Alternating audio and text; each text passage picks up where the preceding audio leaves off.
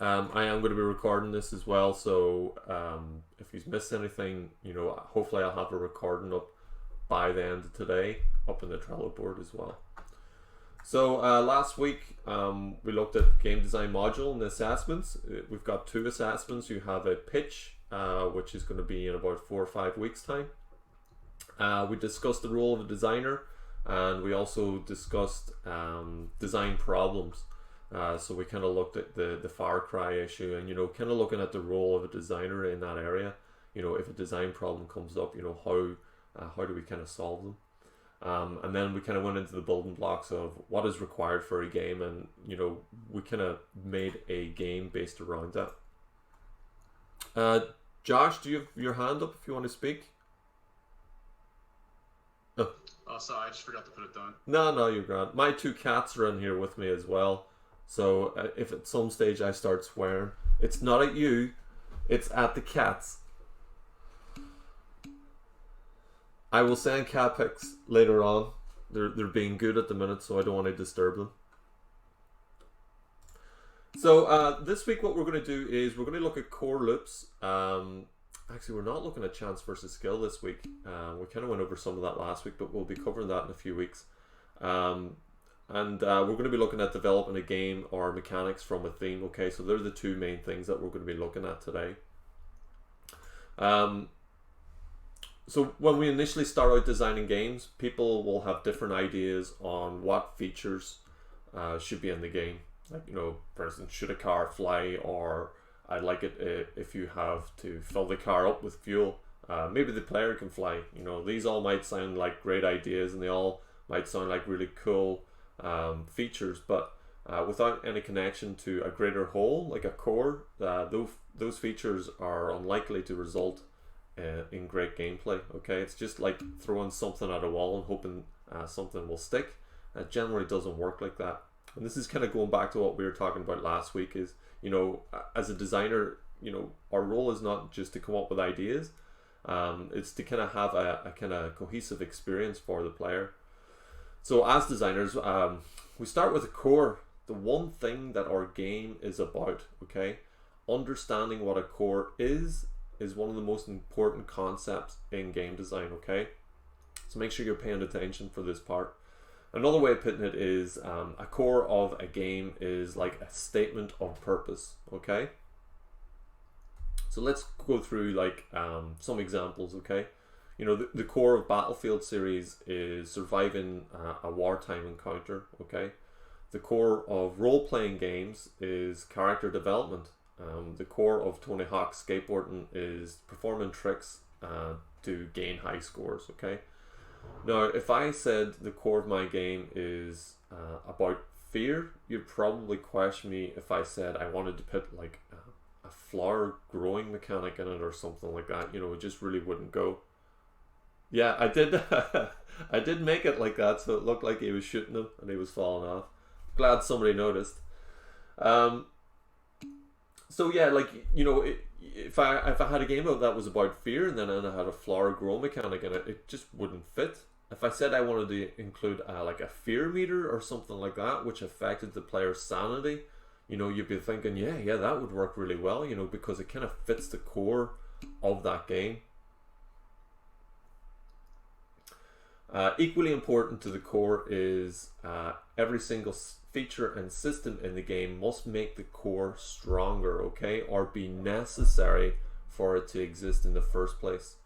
Should a feature fail to do this, it should be cut. Okay, you got to be really ruthless in terms of game design. Not only because it might make the game a lesser game, but you've also got time and money to think about. Okay, so adding all these features takes time and money to develop them. If they don't really fit the core, what's the point? Just cut them, okay? Or redesign them to strengthen the core. So if you think it just doesn't quite fit the core, this is where you probably should have a design session with other people, talk about that feature and how it doesn't fit the core just right. What could we do to tweak it? Now, for the sake of understanding, think of a core as a hub or a center of the wheel. Okay, the full game experience is the wheel itself. The spokes on the wheel are the features, okay, which support the core and make the gameplay stronger. Spokes which don't directly link to the core of the game should be cut, okay? They're not there supporting anything, okay? Should be completely cut. Sure, they might be interesting, but in video games, every feature is tens of thousands and sometimes millions of dollars. So if it's not right for the game, it should be absolutely cut. Josh, just to let you know, your microphone's still on. I think it is anyways. So let's consider the role-playing game core again. Every single feature in that game is, yeah, sorry, my cat just meowed at me, is designed to further the progression of that character. You're making a nuisance of yourself. Come here. For the recording, here's my cat.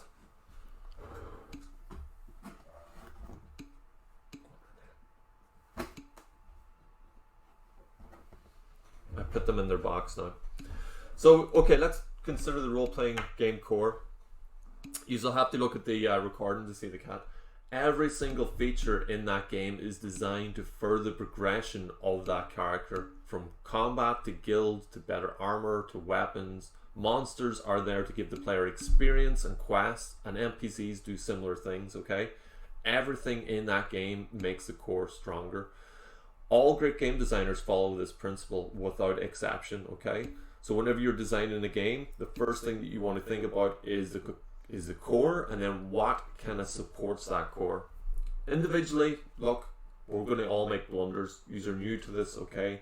So don't expect that, you know, just because you have a really great core that everything's going to come together. And like every designer has games which they wish they hadn't made, okay? But behind every great game, one finds this principle, okay? Every time.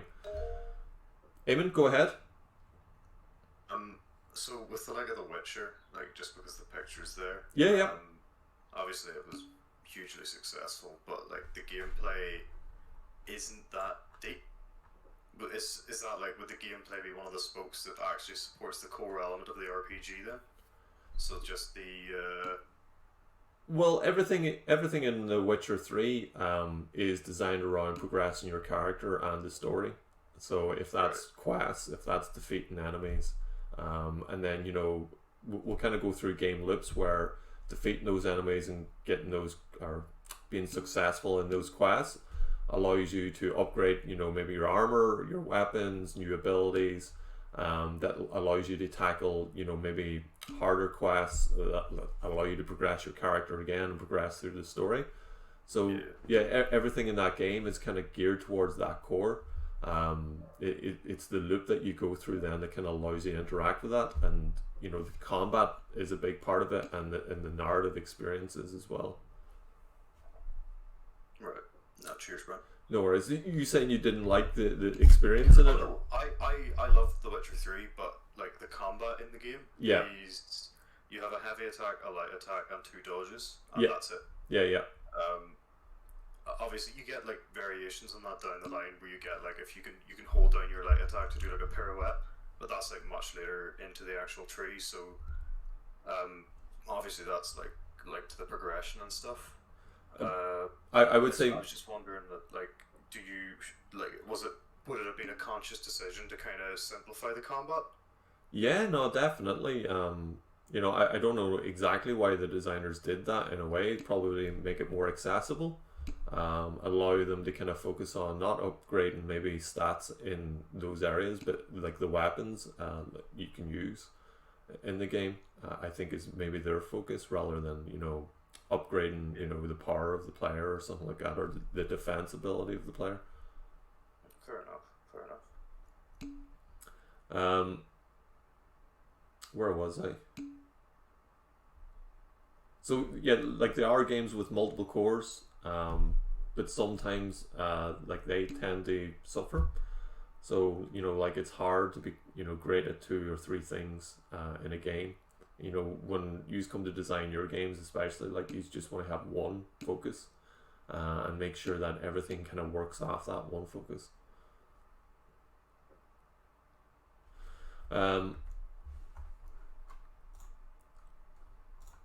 So cars provide like a great example of how a shifting core shifts the features of the game. So consider how changing the core changes the design of the car and the features we would add.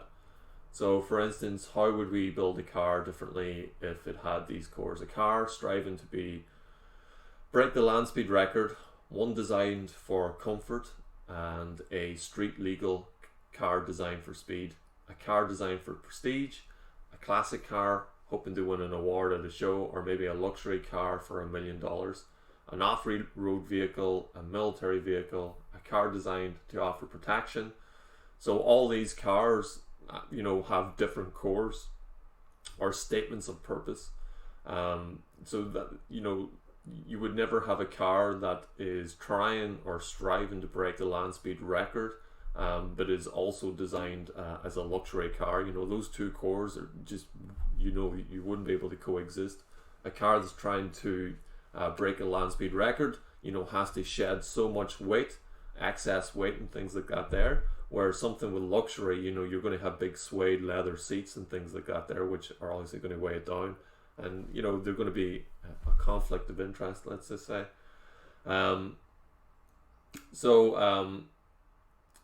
As designers, to think about overall design of a car differently in every single case.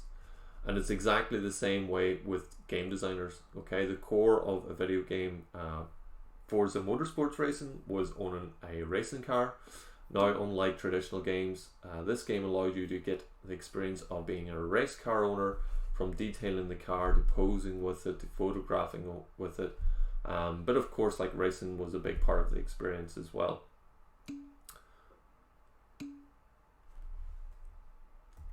So let's just think about games like Minecraft. Okay, they have no real goals. Can you think of what the core of this game is? If you think of an answer, like, raise your hand. And Luke, go ahead.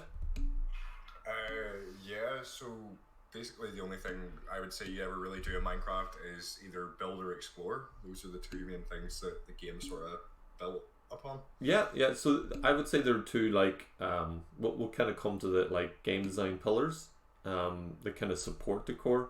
What I would say is, and I think you nearly got it, is I think the core of this game is creativity. Players mainly create things, not because the game requires it, really. You can go into creative mode and there's no goal or anything, and they're not told you have to create this certain thing. It's exploring your imagination and acting on that.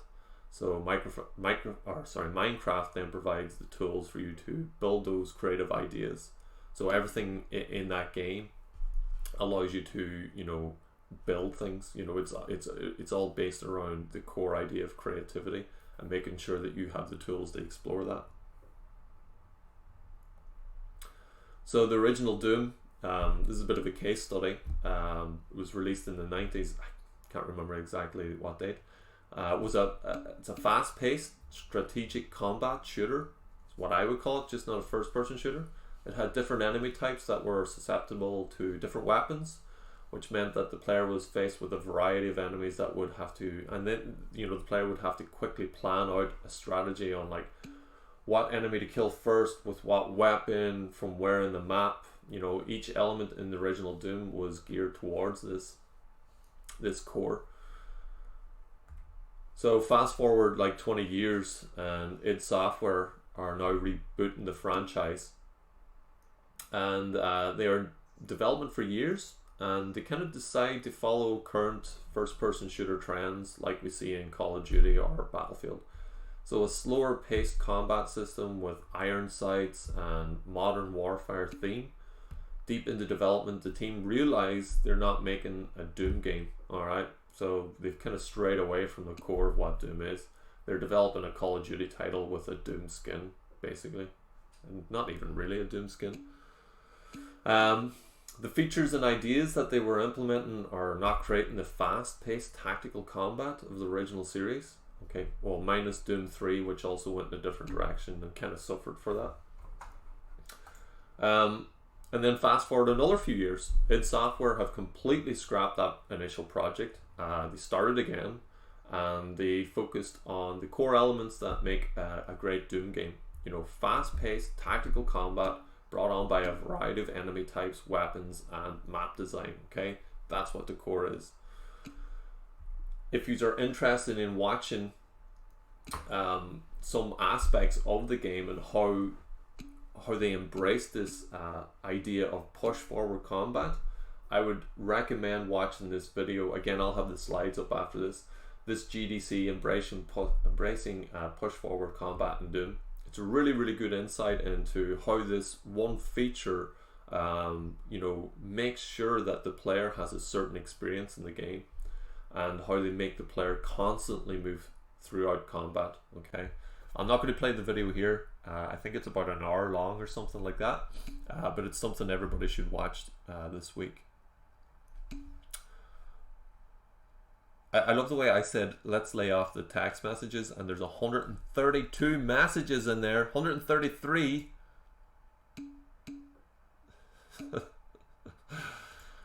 There's no way I can read all them. Okay, so I'll kind of go over this feature. So one feature that they added in Doom 2016 is called Glory Kills. So it enabled them to push the player experience in a certain direction. So during the game, the player would fight with enemies. If an enemy's health was at a low enough point, they would go into a dazed stance and it would be highlighted to the player. The player, if close enough, could perform a glory kill, killing the enemy instantly, which would also make the enemy spawn health and ammo kind of pickups, which is great because, you know, in Doom, you know, having a lot of ammo and health is one of the things the player really needs. This simple feature means that the player had to keep close to the enemies, so they couldn't just stand back and snipe them from a distance, otherwise they would just run out of ammo to perform the action. But they were also rewarded with health and ammo, so it enticed the players to go and perform this action but move in close to the enemies. Okay, so this one feature really helped kind of elevate that core of fast-paced strategic combat. So this has helped ensure the players were always pushing forward in combat and looking to engage with enemies at close range. It quickened the pace of the action and brought it back to kind of its original roots. So we're going to kind of sidestep slightly.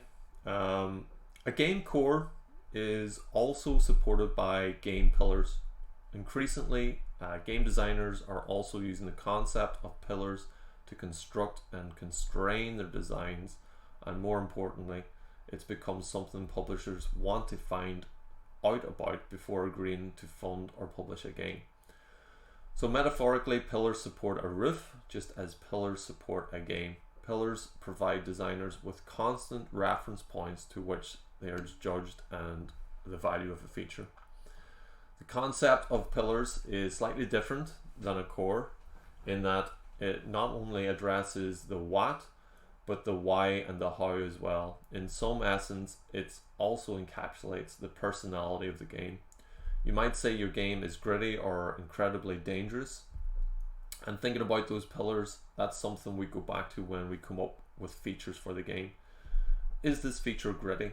How do we make it gritty? Some game teams even go as far as to create posters of game pillars, and they'll have them stuck up in the office to remind and focus the team through the many months it might take to bring the game and the idea to completion. So how would I describe game pillars? Well, the first might be what as in the core of the game to instill player fear as an example. The next, how as in a philosophy or intention to make players question everything. And the last, why as in a value, forcing players to focus on the unexpected. Some of you may be wondering what I mean by this, or may not be familiar with this term. So what I mean by this term is, think about the 3 or 5 main elements or emotions your game is trying to explore and make the player feel that through its features. So why is it important to figure this out? Why do we need to limit my game to like these amount of categories? Brian, my game is going to tackle and do so amazing things, reply everybody okay in the chat. Well, sir or madam, As always, I appreciate the question. The reason behind this is to keep your game coherent, okay? If you're trying to do everything in one game, then players may be getting lost, or you will not be able to deliver all those elements or emotions to a high enough standard when you have hundreds of different features, okay? Another reason is it helps all your teammates understand the overall picture of your game. Most people do not realize that even while in the production stage of a game, not all the answers are there, right? So we all wish they were. Trust me, it would make game dev a lot smoother. You know, even when you come up to pitch your game in a couple of weeks, you might not have all the answers yet to, you know, exactly what what your game is, and you may find it out then, you know, through play testing and iteration. But giving your team these key elements to work with during production process and yourself as an individual, it allows you and them to make informed design decisions, okay? Giving your teammates guidelines will make your team's life easier and overall like a happier team and development cycle. So as with these pillars, they can start to ask themselves, does this mechanic idea serve or fit into the pillar of the game? If the answer is no, then it may be the best time to kind of remove that mechanic, okay? How do we use game cores and pillars? Well, once we've defined a game's core, and it allows us to focus our thoughts and ideas on the game's features. If you've ever tried designing a video game idea, like, you know, you could rattle through a lot. They might be incoherent. Everyone has at least one suggestion on something you absolutely must do. Game cores allow you to focus your time and your budget on the stuff that will make the game stronger. Cores and pillars are not meant to constrain creativity, rather they're meant to be there for time saving and focus your ideas. When you next play a game, think of its core experience. The one thing that game is about. Is it about survival, as many games are these days? Or is it about running a restaurant? Is it about building your business from nothing to something? Practice identifying what the core is, and then think about the features that are there to kind of support that core.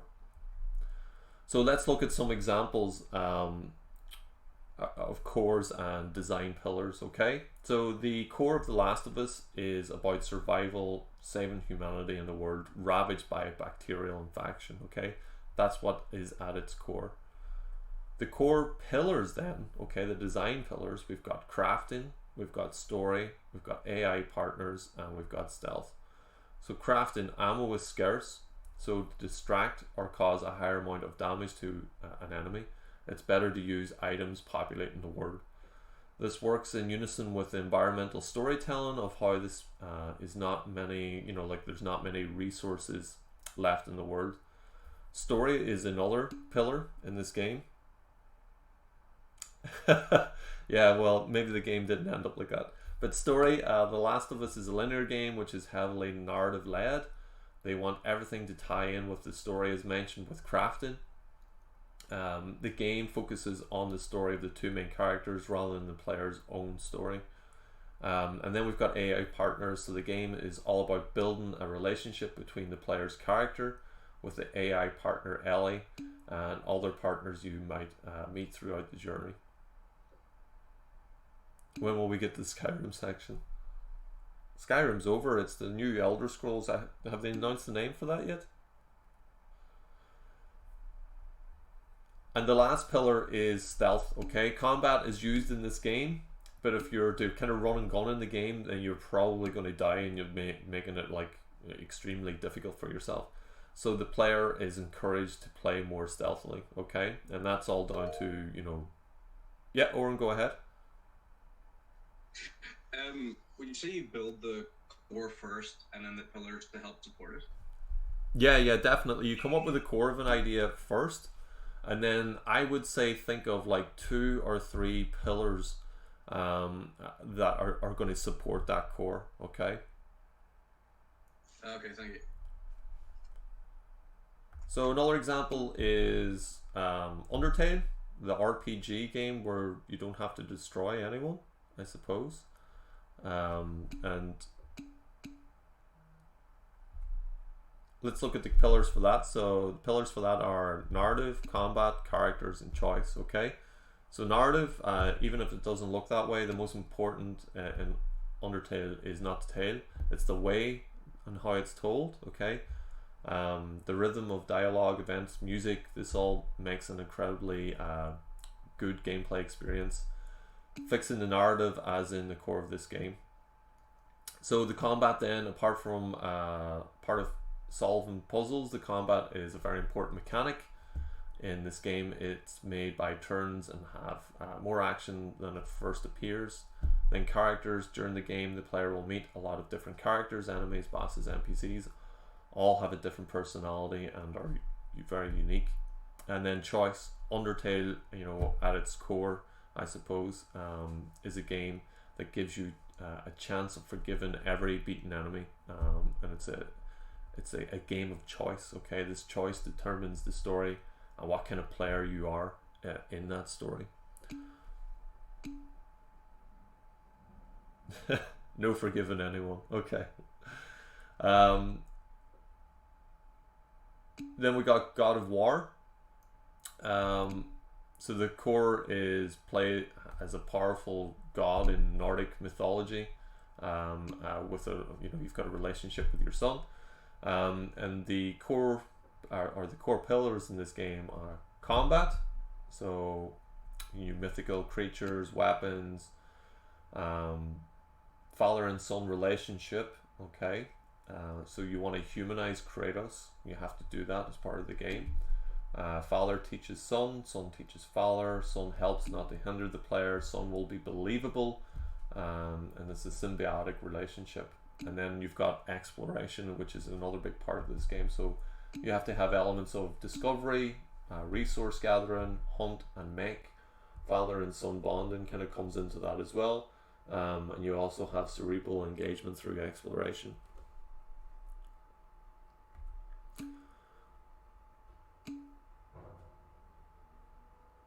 Ban console exclusive. I can't do that. I'm sorry. So in essence, your design pillars hold up and facilitate your game's core. Each pillar will then have features that develop that pillar. As a game designer, it's easier to work from the top down. So we start at the game core, not at your feature list. And then the pillars that would support that core, and then the kind of features that would build those pillars. So that's where I want you to start, from the top, working your way down. Which brings us... I'm getting paid by both? Well, that's pretty good. I'm playing both sides. What about Nintendo?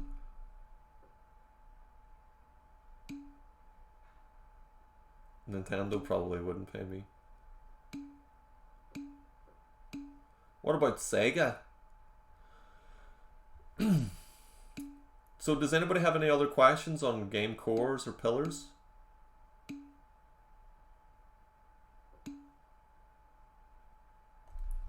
If you do, unmute yourself and ask. Or and I'll just let you know you're still unmuted. Okay. Oh, Josh, go ahead. I was just going to ask, do you know any examples of pillars that are there to purposely contradict each other? I don't think so. Not off the top of my head. But like, what were you thinking? Like, I was sort of thinking like A Way Out or something like that, where it's a co-op game, but only one of you can win, kind of thing. I've not played A Way Out. Is that the one where you're breaking out of jail and things like that? Yeah.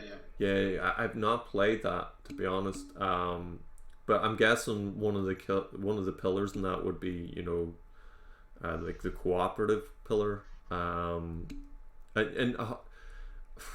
I don't want you to spoil the game or anything, but are there like elements and features in the game that kind of make you backstab the other player? Or is it along the way? Yeah, it's you make choices depending on you choose which plan to go with. Yeah. And it's always two very different plans from each character. Okay. And then whoever had the most plans chosen throughout will get a massive advantage, kind of thing. Right. Okay. Right. I haven't played the game, but I'm guessing there'll be like 2 or 3 pillars in there that I would say they do complement each other in the way, by the sounds of it, because you do have to be cooperative. but at the same time you are looking out for yourself, which kind of goes back to the theme of like maybe prisoners and stuff like that. They're working with each other to kind of for a set goal, but at the same time they're looking out for themselves. Okay. I'll play the game because it sounds interesting, and I'll get back to you. So, this kind of brings us to core loops. So a core loop is what happens or what the player performs over time in the game. So it's kind of like how we interact with the core of the game. Without a core loop, players won't feel progression or a motivation to play your game. Doing the same thing again and again with little in terms of like new challenges, or you as a player getting any better, or the world changing around you is kind of boring. So for instance, in an RPG, the core of the game is essentially character development. So the core loop in this game is the player has combat interactions with enemies.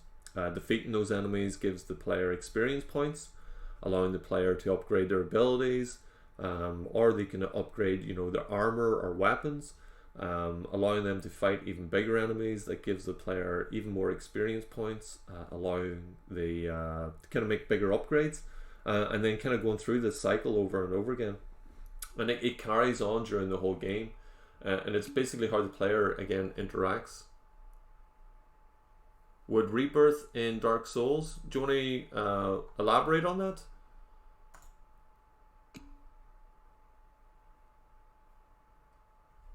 Carl, if you can unmute, go ahead. If not, just type away. So yeah, this cycle carries on to the whole of the game. And it's how the player interacts with the core of developing their character. All the games that feature progression have this core loop like this. Well, I would say, Carl, that's just more of a difficulty select at the end. The core of Dark Souls or Demon Souls again is basically this here. You enter combat, you defeat enemies, you get experience points or souls, which can then upgrade your character, allows you to fight bigger enemies, it gives you more experience points. So yeah, when you lose, you get or when you die, you lose all your souls, but you can get them back. It's still not breaking this cycle. It's mainly like it often slows the game loop down slightly, but the player still carries on. Even when they die, they might lose their souls, but they're going to engage with more enemies again. They're going to get experience points. They're going to upgrade. They're going to fight bigger enemies, so on, so on. Sekiro, I haven't played it myself. So if we have an example of a core loop, let's look at Pokemon Go. So this is something I play with my daughter, and we don't always engage with the whole of the core loop because she's that young. But in this game, you get to explore. Okay, great. You encounter Pokemon, you defeat and capture Pokemon, you collect experience points, money, level up, upgrade Pokemon, explore, repeat. And there might be other things in there like where you have to go to Pokestops to get more Pokeballs and things like that there if you run out. But this is kind of like the main core loop of the game. Exploration, finding Pokemon, capturing them, collecting them, leveling up, upgrade Pokemon, explore, and kind of repeat through that cycle. So what I'm going to do, I'm going to start making some breakout groups.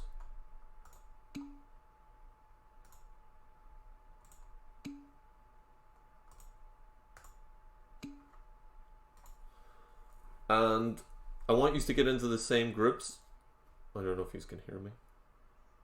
I want you to get into the same groups as you were last week, okay? So you're kind of bubble groups. Not right now, okay? Give it a second. And I've got a task. So this is just a small task. I'm going to give you 5 minutes, and then I want one person from each group to kind of come back and tell me, what they were thinking about when kind of designing this task. So you're developing a game where you grow a restaurant business, okay? what do you think the progression or the core loop for this game would look like? So that's it. That's the task for now. You're developing a restaurant business. What do you think the core loop for this game would look like? So if you want to drop into your own groups, all you have to do again is open up this pink area, go to the people area, I don't know what this is called, the attendees area, scroll down the bottom and click inside your group. Why is there only 2 groups? Give me a second.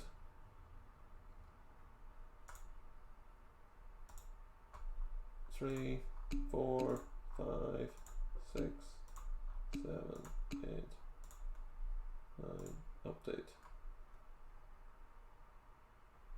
So there should be far more groups in there now. There should be 9 groups. I think that's how many we had last week. Yeah, so it's exact same as your board game groups, okay? So you should know what groups you're going into. So it's just right at the bottom. Then click on one of these doors and that'll let you in.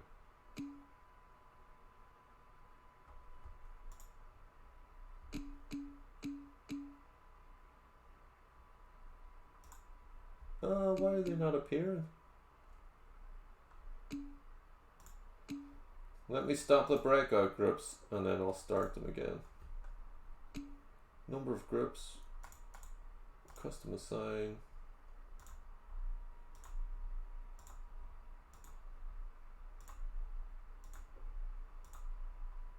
Start.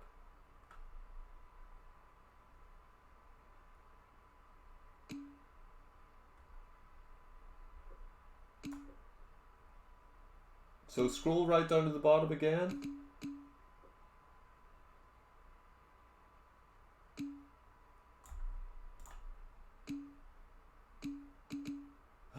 Why is there no grips?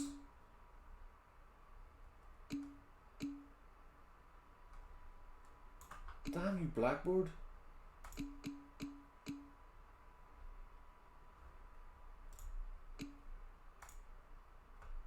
Allow attendees to switch groups. Right, try it now. Maybe now.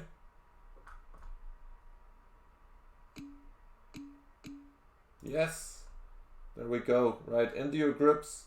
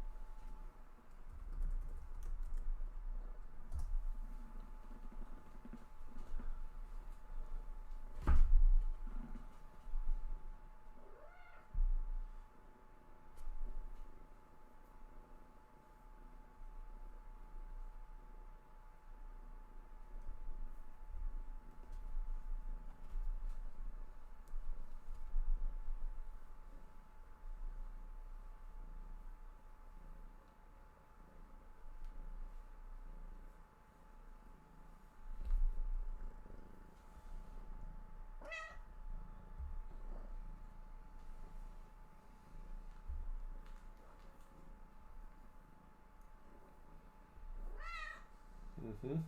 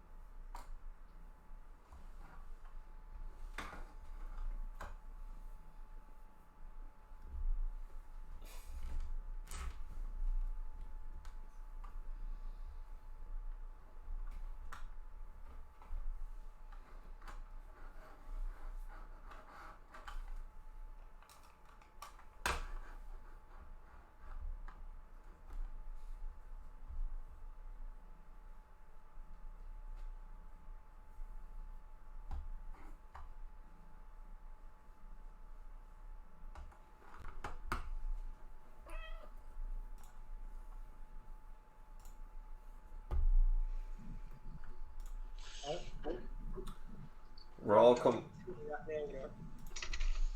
coming back now to the main group. So hopefully you all have one person that is going to speak for each group.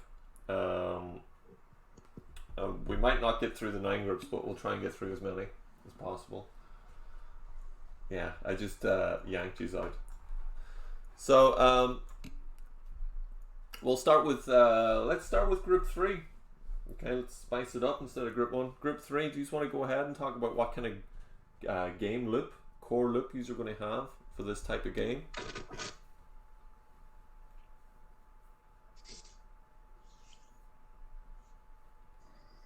Do we have a spokesperson for group 3? Alright. So the basic loop we came up with was just to hire staff, get more customers, more money, upgrade restaurant, and then just that on loop. It's a really basic sort of loop that you'd find in sort of like mobile games and Facebook games. You haven't. But that seems to be the gist of it. You haven't discussed any food though, or anything like that. You probably need food for a restaurant. We did talk about that. We were talking about whether or not making the food should be a part of the actual loop in itself, and whether or not you'd have to take away from money in order to get food imported and stuff like that. Yeah, but no, I think you got. And such. I think he's got the essence of it as well, though. So, what was your loop again? If you don't mind repeating that. So, hire staff, more customers, more money, upgrade restaurant, and then just that on repeat. On that repeat. Of course, there's more to it than that. Yeah, like, yeah. We came up with the idea of if you're running low on food, you go out back, hunt rats, so you get more supplies. So hunting is going to be one of your basic loop. hunting is going to be one of your design pillars in a restaurant management game. I like it. Yeah. Okay, group 8. If group 8 wants to go.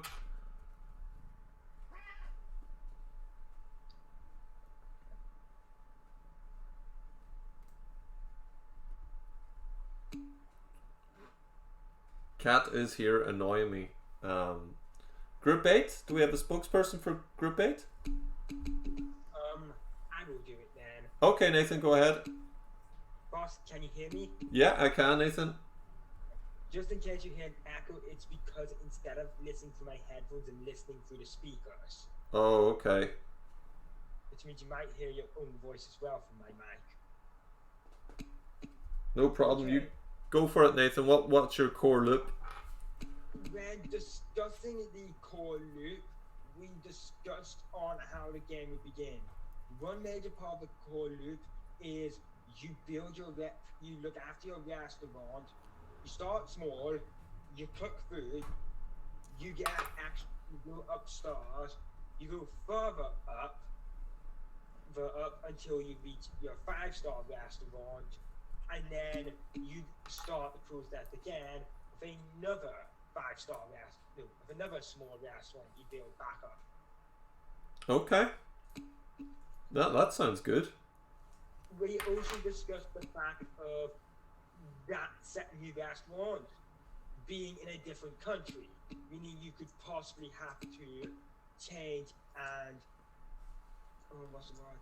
Oh yeah, you'd have to change your restaurant. For one, I watched a documentary on McDonald's a while ago, and not now in one country, they can't actually make anything with chicken or beef. Right. The cow and the chicken are sacred, so their entire menu has to completely change. All right. Okay. Because of like cultural sensitivities, you may have to change what you're. Or it could even be just natural because take quickly in Japan. In Japan, fried chicken is extremely popular around Christmas time. So if you check the calendar and then check the what's the word? Check the calendar and you discover it's Christmas when you're opening your shop there. Maybe you could take advantage of that and change your menu to focus on fried chicken. Okay. Right. So that could be one of the design pillars, I suppose, is this kind of international aspect to it. Yeah. Okay, we'll go to group. Let's say group 5. So who's going to talk to me in group 5? Your cat. My cat's not in group 5, unfortunately. We didn't exactly have a designated speaker, but I'll go just to save any time wasting. No worries. Go for it. Look. Yeah, so basically we had more or less the same as the first group, so it was like the loop of having like do your tasks, earn your currency, upgrade the tools of your restaurant, and then with the upgraded tools you can do tasks faster, so you would get better currency or more currency, the same way most like tycoon games would have. But at the same time, I think it's a big factor to always have something that spurs you on to do that. So having some sort of like debt that you have to pay off or the fear of going bankrupt in the game, I think should play a huge factor, because then that's going to spur you to keep on doing it. Otherwise, technically speaking, you could sit there with the lowest amount of upgrades and you could still technically complete the game and get the rest of the things. I don't know. I just think you should always have something in there that's like a risk sort of thing. It's like, oh, don't go bankrupt, so make sure your business runs well. Yeah. So you could definitely have a risk and reward system in there where you're able to borrow money, at certain rates or something like that there, but you have maybe a certain period of time to pay it back. Otherwise, you're penalized. But using that money, maybe you're able to buy better ingredients, and then you're able to make better food, which maybe you can charge a bit more for, brings more customers in. And kind of feeds into that game loop that you have going. So not only can you get money from customers, but you can also apply for loans as well if you wish to. I think it's a good idea. Yeah. Kind of like a Tom Nook. Yeah, sort of like an Animal Crossing scenario where you're in debt to somebody, and there's always the fear of Tom Nook's going to come after you if you don't pay back your debt. Tom Nook is a loan shark. So I'll not go into every group. I'm just looking at the time, but that's pretty much what I had in my loop for this task. So mine's would be feed customers a certain level of food. You gain money then to maybe buy the same ingredients or maybe more expensive ingredients, attracting more customers, getting more money, etc. And you can kind of go through that loop. And part of that loop could be then that you extend the premises to allow more customers in also. But you might not do that at the start. It may become an extension of that loop as you kind of progress throughout the game. Turkey team. What I'll do is I'm not going to go through every group because I'm just noticing the time. But does anybody else in another group have anything to add in that? Like maybe they had something different? In group 2, we just had the only things that were different for us were that we had characters and creativity. Oh, okay, go for it. So it was just we were going more with the roller coaster tycoon angle, where it's and like theme hospital, where there's like certain characters and things like that, like the personalities might clash, and might have specific chefs or waiters deal with them. Yeah. And then creativity would be like you can have you can build up your restaurant to have a certain theme to it. So you can like change the color of tables, chairs, Yeah. wallpaper the floor. Just a bit of like self-expression for players.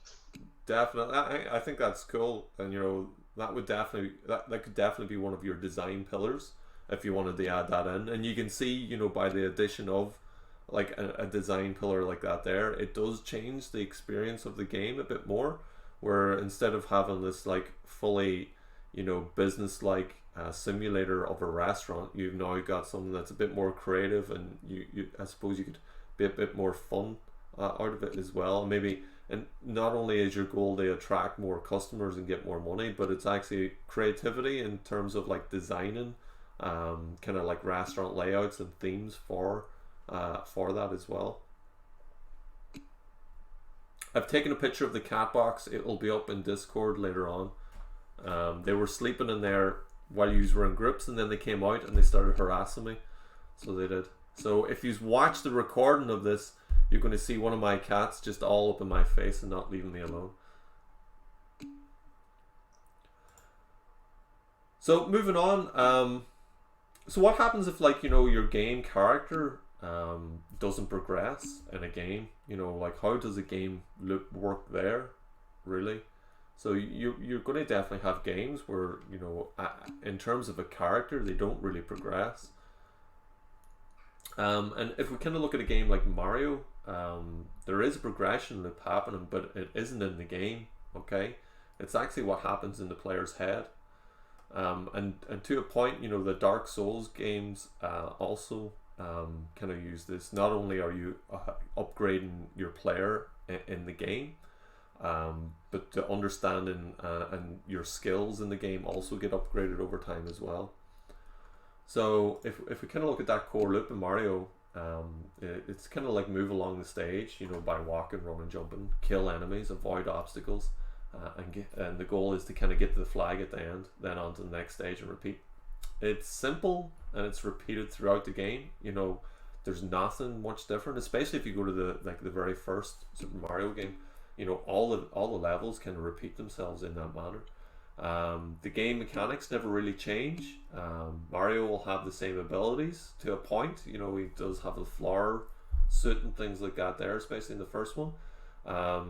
But each stage is different, with different enemies, obstacles to overcome, that challenge you in different ways, allow you to kind of level up your own understanding of the game and your skills. So you're not like upgrading, you know, Mario's abilities throughout the game. You know, there are no like weapons or armor that, you know, Mario's upgrading. The kind of core loop is your understanding of the game itself.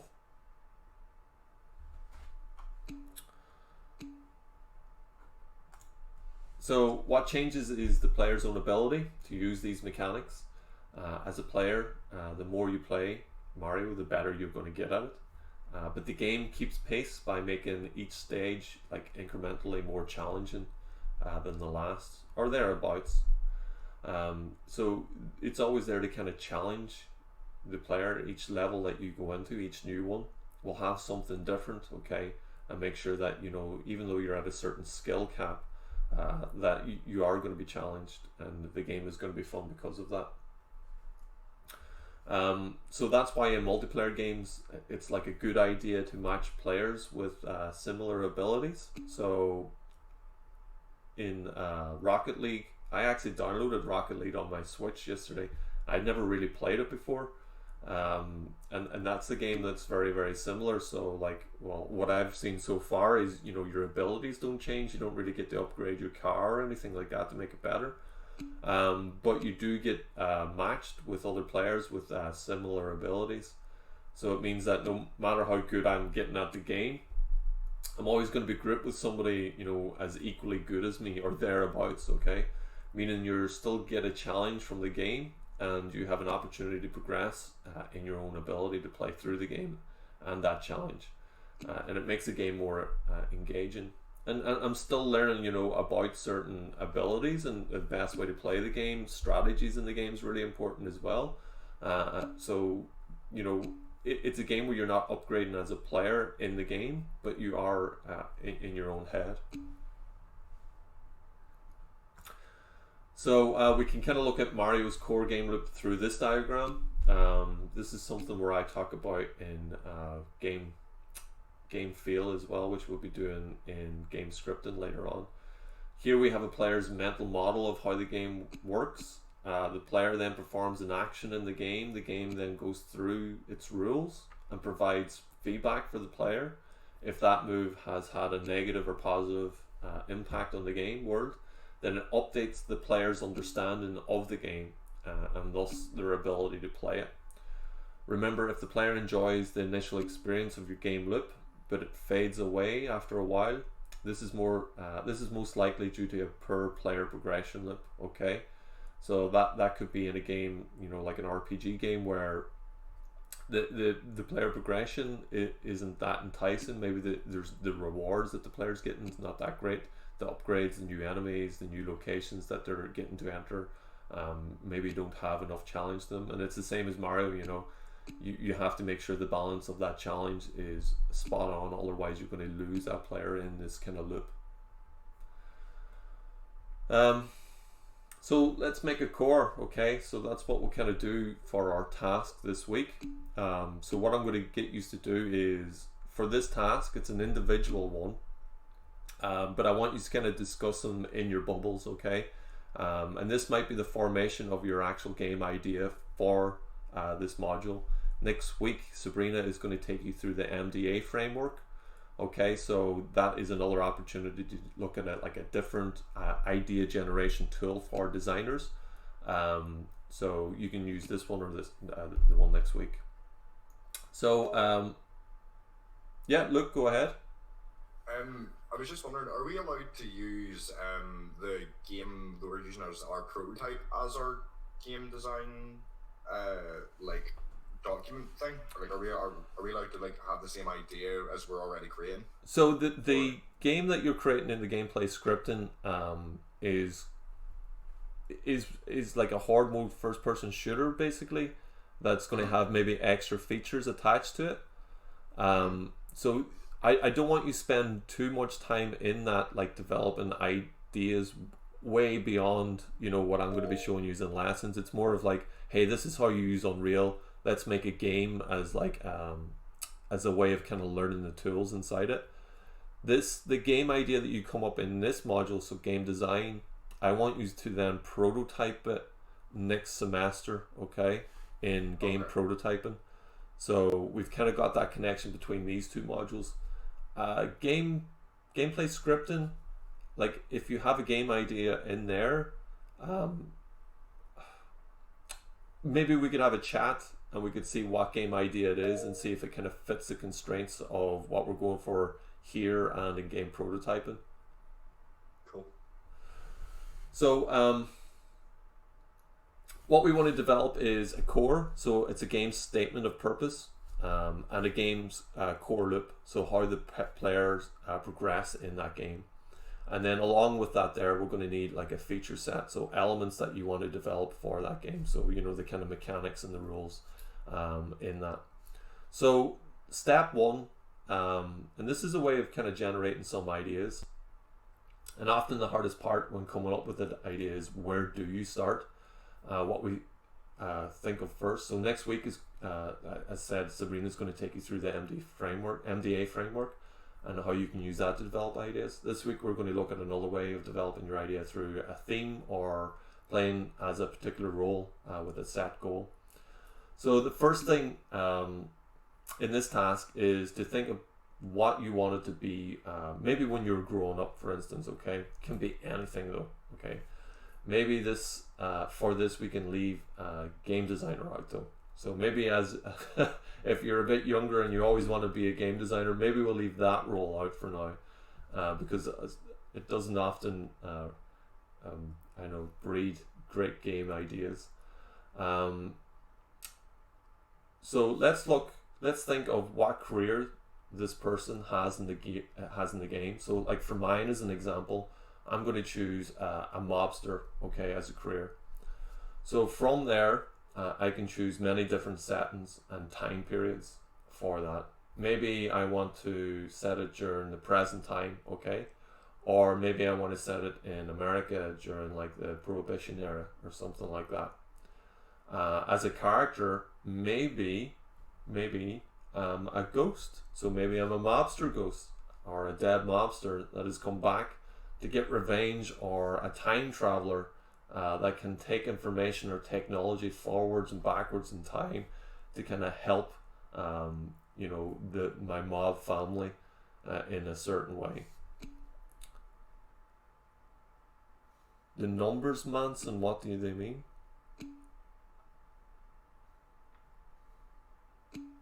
Amy, your mic is unmuted. So, setting and character are great tools for brainstorming, as they allow you to narrow down your thoughts and be more specific. And they themselves can then suggest, the features and goals for the game that you're going to create.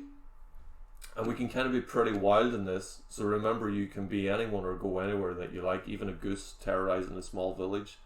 A single change can, change everything about what should be in your game. So this is your starting point, okay?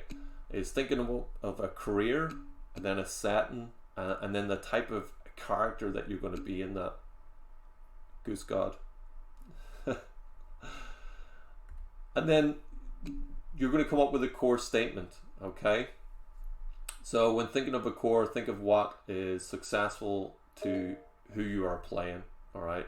So for instance, if I was playing a mobster in America, my core would be becoming the godfather for the biggest mob family, okay? So maybe that's the core of my game. If I was a police officer, okay, it might be to take down all the mob bosses, or rising to the police or chief of police, okay, in a certain precinct. Sorry guys, if you're putting a lot of questions in here, sometimes it's better just to unmute and ask. So Oren's asking, is our game pitch allowed to be something that we obviously can't create, like a AAA title? No. Okay, so I'll talk a bit about that probably in the next few weeks.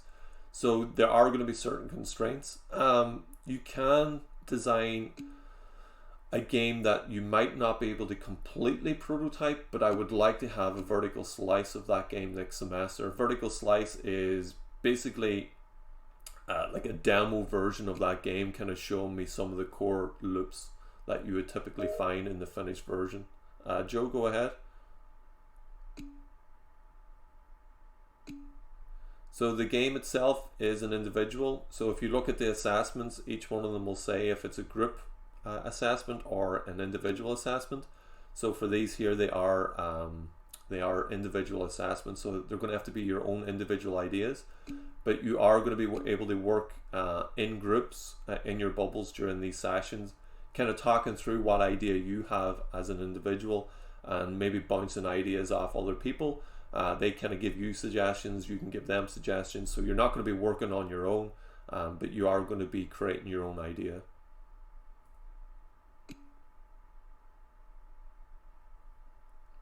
Dead Space is awesome. So kind of back to this here. When you're considering your success point, think in terms of gameplay. Success is something you build toward, okay? But it can be also something that you take down. It can be also something that you survive. So core statement, you exist in a certain world. The core of this game is to something, okay? That's what you have to get at. And this is just an exercise, okay? So whatever you come up with now doesn't have to be exactly what's in your assessment. Again, Sabrina is going to go through the MDA framework next week with you, and you are also going through different frameworks, I believe, in the game study module as well. This is just one way of kind of coming up with an idea as a starting point. So next part, so once you've come up with a core statement, what action in the game allows me to achieve the success that I've laid out? Okay, let's say, what is the core in this game is to, so what action in the game can I take, okay, to get to that core? So so now that you might have your character is, where they are, how they define success, what action in the game allows you to achieve the success? Going back to our mob example, okay, so that's the example I have. Let's say success happens when you control all districts in a certain city, okay? What actions allow me to do that? So I do something, and then success at something gives me experience points, which allows me to gain levels. Gaining levels gives me skill points, which I can use to improve my existing skills or unlock new ones. Okay, I also maybe gain some premises along the way, or I can buy new premises, I can buy new weapons, or I can hire new mob members in or recruit them. In turn, these make me better and able to take on bigger and badder mob enemies within my district and infiltrate more districts. So you got to think about, like, what is your core loop, what allows you to interact and get to that successful point for your character. So remember, you should be building a progression loop that is in your game and improves your character or standing in the game, okay? Or a core skill loop, okay, building upon something within the player themselves to make the player more skilled, or a combination of both. So remember, I had that example of Dark Souls, where you can upgrade your player's abilities, but there's also a skill loop in there and learning enemy patterns and how to wield its combat systems to their fullest potential. And like a big thing about Dark Souls is the timing of other enemies and making sure that you understand the timing and when they attack, when they defend. It's a big aspect of it, so that skill loop and learning enemy patterns is important. So then step 3, once you've got your core, once you've thought of your core loop, is thinking about a feature set, okay? So if you're going to play a game that featured your profession and a set and you've selected, what would you expect to see in that game, okay? Begin by writing all of those things down, okay? No matter how trivial or unlikely or odd it might seem in the game, I would just begin by writing them all down, okay? And once you've got this list created, narrow it down to maybe 4 or 5 key features, okay? One of which must be the central mode of progression. So for my mob game, for instance, you know, like maybe battling other premises or other mobsters in a certain district would be, you know, certainly one of my core features. Improve your weapons, improve the skills of your other recruits, making yourself more powerful as a mob boss would be another one. And you can kind of see from that, you know, there's a core loop forming. So the more battles I have with other mob bosses or even police officers, could be in there too, the more experience and the more loot I get, okay? And the more I'm able to make myself more powerful as well as my other recruits, okay? So that's my core loop. So you want to make sure that you're reviewing each of these features and ask yourself if they are required for the core of the game. Do they make the core stronger? If you remove them, do they make it weaker? Okay, that's another way. Like, you might be thinking, should I remove this? Think about it. If you remove this feature, is it going to make the core weaker? So for instance, let's say I have the ability to, I don't know, let's see, start running a business in one of these games. So I'm taking over businesses as a mob, okay, in a certain district. What happens then if I start putting in some of those features that we were talking about before about managing that business, okay, as a feature? Do you think that would make it stronger? You know, me as a mob boss trying to get to the top as a kind of godfather? Or do you think it would make that core weaker? To me, you know, I think it would make it weaker. You know, it would be a nice feature to have, like, and it would add depth to the game, no doubt about it. But, you know, it's not really supporting that core that much. So,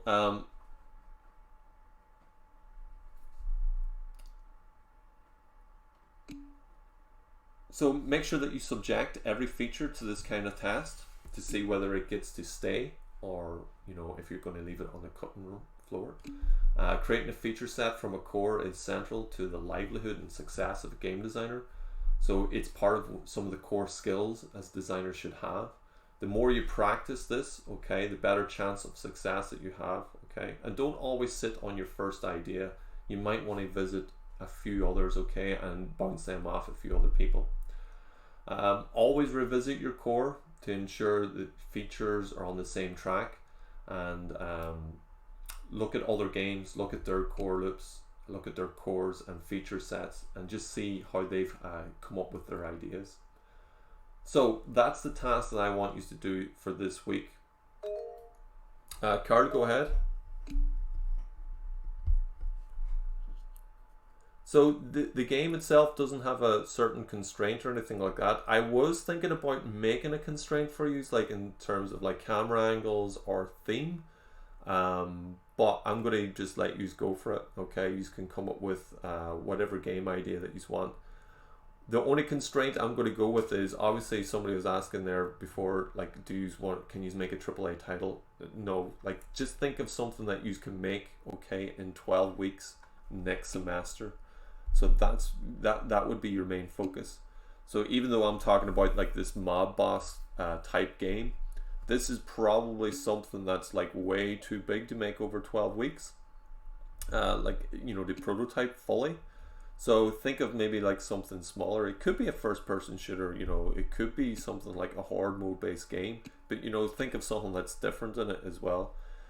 It can be in 2D. The only thing about it being in 2D is most of the things I'm showing you in Unreal 4 at the minute are in 3D. So if you are doing it in 2D, maybe I'll kind of give you more video tutorials on the 2D side of things within Unreal 4. Nathan, go ahead. Which software do you want us to do this in, or can you write it down? And where would we upload it to you? At the minute, I want you to keep this maybe in an online blog, kind of writing down your ideas, or a cloud-based document, like a cloud-based Word document or Google Doc or something like that. After next week, so after we do the MDA framework next week, we're going to be going into design documents.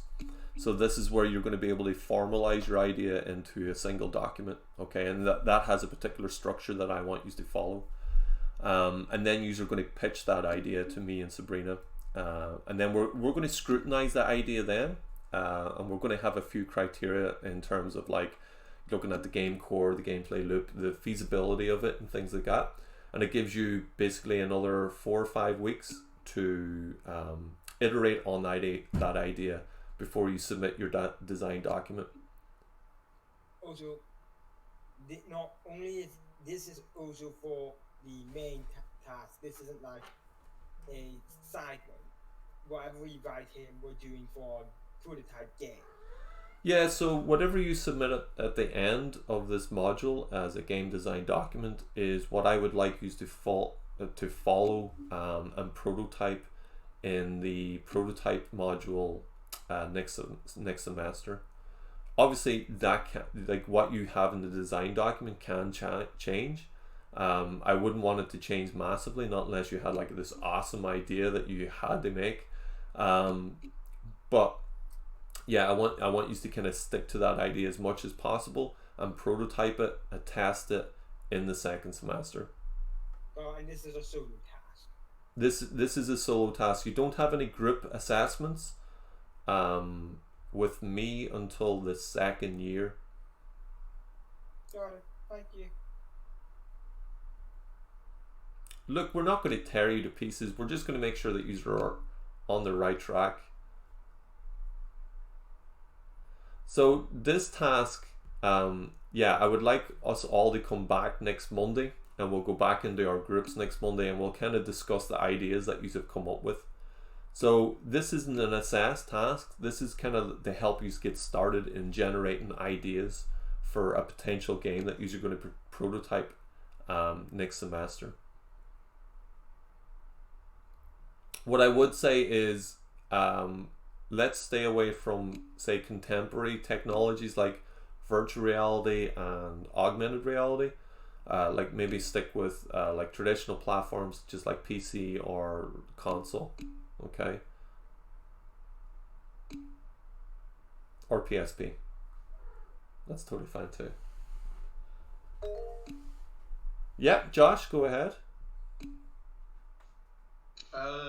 Sorry if sort of your question, like from Nathan, sort of cover this, but does it matter what game engine it is, or do you want it in Unreal specifically? No. Next semester, when you're prototyping this, you can go back to Unity or you can use GameMaker, whatever you want. What I would say is, if you are using those game engines, me and Sabrina might not be able to help you as much as those people using Unreal 4, just because that's what we use more often.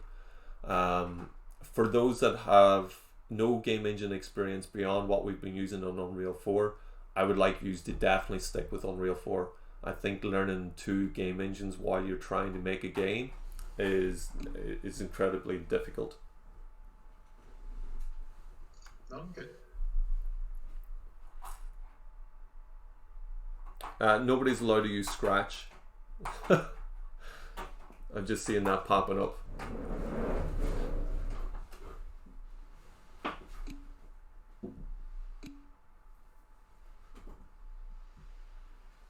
Sorry, just had to let my cats out.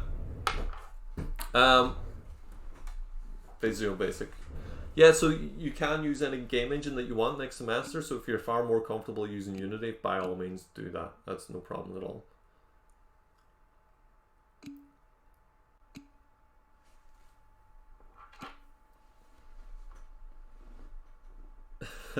Or you're not allowed to use Dreams, because you have to package the game as an executable, and you can't do that in Dreams yet.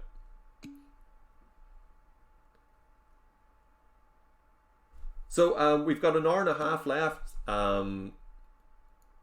What I want to do is to kind of go over those games that we didn't get a chance to do on Thursday. And you can still ask me questions on this task that you have to do. Remember, it's got 3 steps to it. Okay, so step 1, I want you to kind of develop a character and setting that you're going to be in the game. Step 2 is then your core loop. Okay, so you can have a diagram like this here if you wanted to, kind of like going through your core loop. And then step 3 is coming up with a feature set, okay, within that game. And then as we kind of go along and you kind of finalize what game that you're going to create, we'll have design pillars in there as well.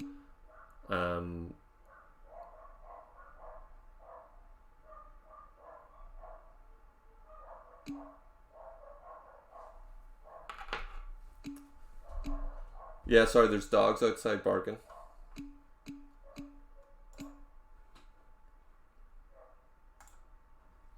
So I'm going to go look at these games now. I'm trying to think. So many people have commented since the last time we were looking. What was the last game we looked at? Can anybody remember? Oh yeah, I remember. Patrick Sharp and his team had the kind of Galaxy Run from the Sun type game.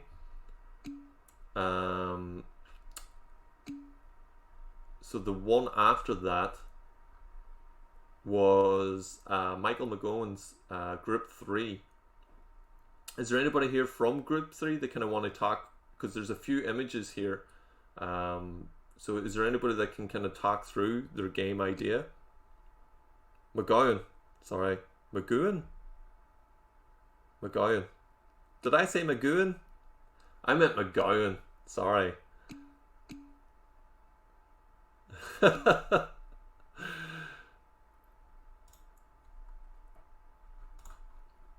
What I'll do is I'll share it.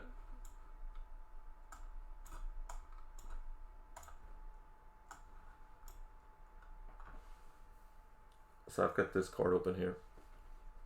Okay, Michael, do you want to go ahead? Maybe unmute yourself or somebody in the team to kind of talk us through the game. Michael is a goo now. Oh, I'm sorry, Michael. Oh no. Right. Yeah, sure. I'll talk through it. Awesome. Right. Our kind of idea for board game was kind of, I guess, it was really, whenever we were discussing it, it was a lot of like, to be honest, we were just talking about Bloodborne a lot, so we're like, right, we'll make it kind of Edgar Allan Poe kind of inspired, the whole Cthulhu mythology and stuff. That was just kind of the general theme of it. And Yeah. then we thought, right, well, what will we do for actual gameplay? And we thought, right, well, what if we do kind of light-ish RPG elements. So throughout the game, you're battling enemies